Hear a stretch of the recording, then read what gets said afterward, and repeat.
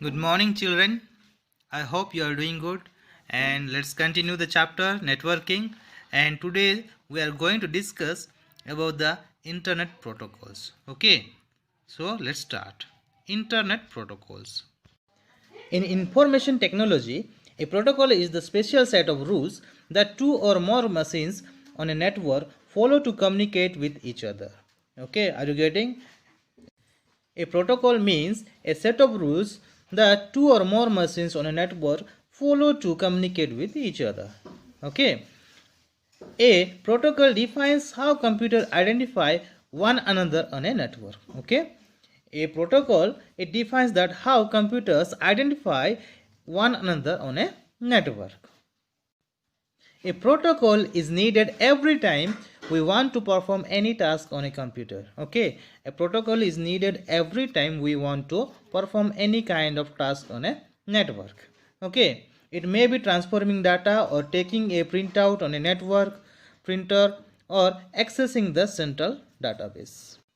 Sometime we are transferring data and sometime we are taking printout from the network printer and sometime we are accessing the central database. So for all that we need a protocol. Okay, this is the use of internet protocol. Now let's move on to TCP IP or your transmission control protocol or internet protocol. Okay, TCP is a set of protocol that handles the way data is transmitted across the internet.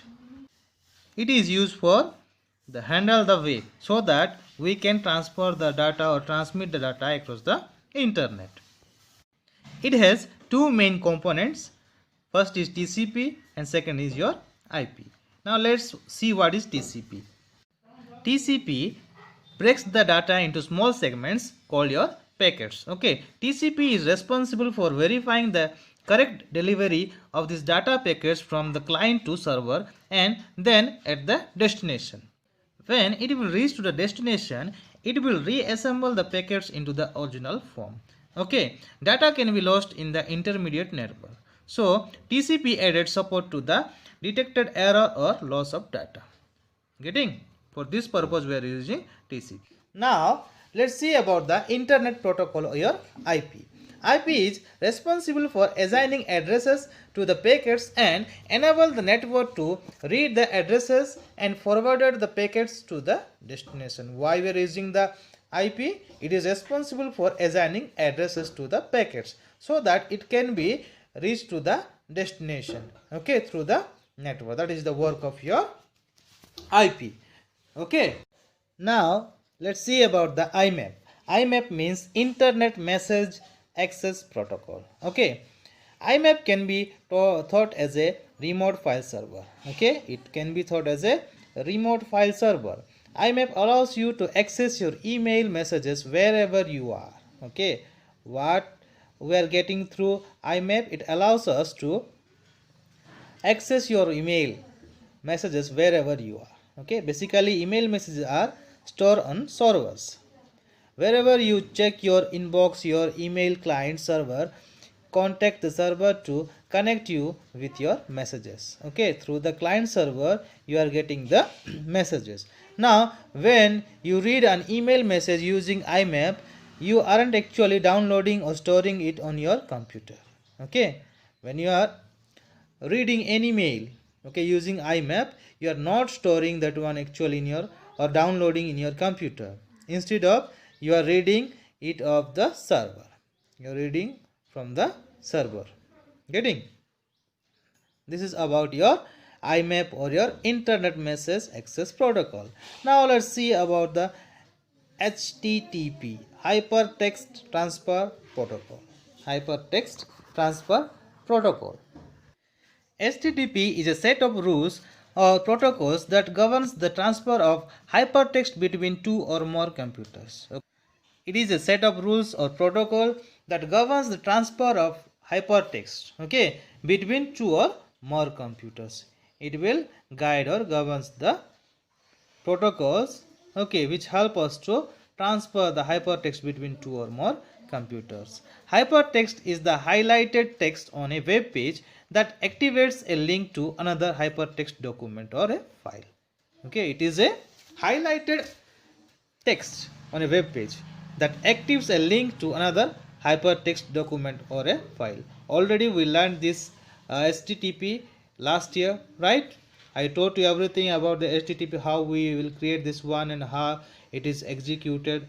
Okay, how this HTTP highlighted, and through the HTTP link how we can go to the next page. All the things we learned, right? So hypertext is specially coded using a standard system called HTML, that is called Hypertext Markup Language. Already we learned about this, yes? Now, HTTP is based on client server principle. It is allow the client to make a connection with the server and then make a request. Okay? It allows the client to make a connection with the server and then make a request. The server services the request and send back a response. The server services the request and send back a response. This is about the HTTP. Now let's move on to the HTTPS. It means Hypertext Transfer Protocol Secure. Hypertext Transfer Protocol Secure. Websites that use the standard HTTP protocol transmit and receive data in an unsecure manner. Okay, websites that using standard HTTP protocol, they are transmitting and receiving data in an unsecure manner. This means it is possible for someone to hack the data and change the information. Okay, so that the people, the client, those who are getting the message, they will get the wrong information. Okay, so in this case, secure website use the HTTPS protocol to encrypt the data being sent back and forth. Okay, so the secure website, they are using HTTPS protocols. Okay, how and why? Because of this HTTPS, it will encrypt the data and it will send through your secure code, so that nobody can hack your information or data, or they can't able to change anything. Okay, so that's why they are using your HTTPS protocols. If someone want to capture the data being transferred via HTTPS, it would be unrecognizable, means they can't able to recognize what is the information or data. That is the benefit of HTTPS protocol. Okay, now let's see about the SSH or your secure shell. Okay, SSH or your secure shell. The secure shell protocol is a protocol which allows us to log in securely to another computer. Okay, it is a protocol that allows us to log in securely to another computer. It provides strong authentication.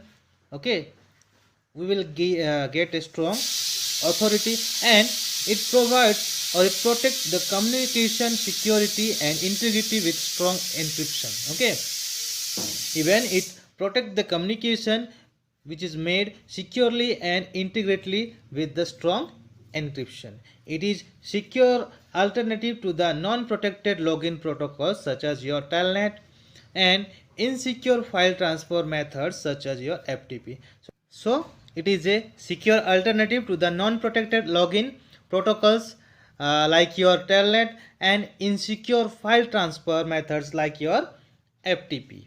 Okay, so don't worry about that telnet and FTP. We will discuss about it later, right? Now let's see about the SFTP or secure shell file transfer protocol. Okay, SFTP is a secure file transfer protocol. Okay, it runs over the secure shell protocol. It is a secure file transfer protocol and it runs over the secure shell protocol. It supports the full security and authentication functionality of secure shell. Okay, it supports the full security and authentication functionality of secure shell. SFTP protects the integrity of the data using encryption. It is protecting the integrity of the data using your encryption. Now let's move on to the FTP, file transfer protocol. Okay, FTP. FTP is a commonly used protocol for exchanging files over any network that support the TCP/IP protocol. Okay, FTP is a commonly used protocol for exchanging file over the network, any network that support the TCP/IP protocol. Okay, in an FTP transfer, there is an FTP server, which is a computer running FTP server software, and a FTP client that runs FTP client software. The FTP server request from the FTP client. Okay, how it works? The FTP server request from the FTP client. The difference between the FTP and SFTP is the FTP permits the process of file uploading and downloading with other computers on the internet. Okay, whereas SFTP, known as Secure File Transfer Protocol, is a type of FTP or file transfer protocol that can transfer data and encrypt and commands. Okay, this is the difference between FTP and SFTP server or protocol. Okay, good. Now let's see about SCP. SCP is a means of securely transforming computer files between computer on a network. Okay, it is a means of securely transforming computer files between computer on a network. SCP uses secure shell for data transfer and ensure that the data is transmitted confidentially. Okay, it is using the secure shell for data transfer and it ensures that the data should be transmitted confidently. But a client can send or upload file to a server, optionally including their basic attributes like permission, timestamps, etc. Okay, clients can also request file or directories from a server, or they can download. Okay, this is about the secure copy protocol or your SCP. Now let's see about the telnet, the network terminal protocol. Okay, network terminal protocol or your telnet. This protocol helps a user to log into a remote computer and function as if he were connected directly to the computer. Okay, it helps to a user to log into a remote computer and function it as a he is connected with his own computer directly. Okay, a telnet session requires the user to specify the host address. Okay, a telnet session requires the user to specify the host address, valid user login and password. If once he will give the address and valid user and login password, means he can start a session. Once a connection is made, the user can work as if he was directly connected to the remote machine. Once if the connection is made, then the user can work directly to the connected remote machine. Okay, that is about the telnet. Now let's discuss about the SMTP, Simple Mail Transfer Protocol.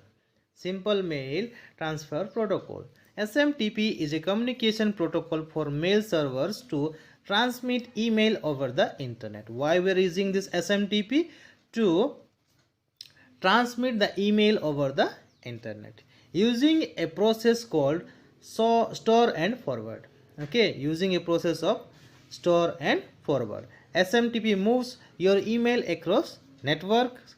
Okay, it works closely with something called the mail transfer agent, your MTA, to send your communication to the right computer and email inbox. Okay, how it works? It works with something like called mail transfer agent or MTA to send your communication to the right computer and email inbox. SMTP is a reliable and easy to send up protocols. It is a reliable and easy to set up protocol. Okay, that is about SMTP. Now let's see or discuss about the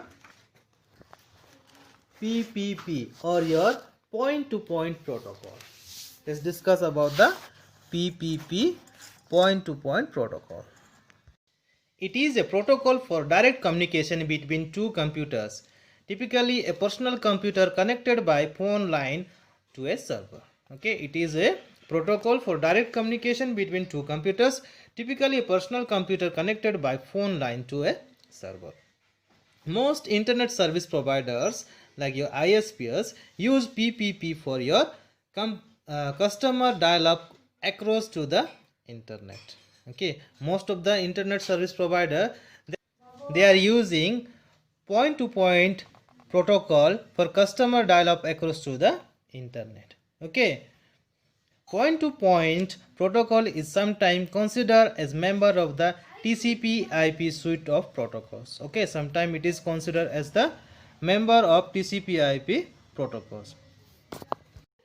It encapsulates and packages your computer's TCP/IP packets into your point-to-point protocol frames and then forwarded them to the server over serial transmission lines such as telephone lines, ISDN, etc.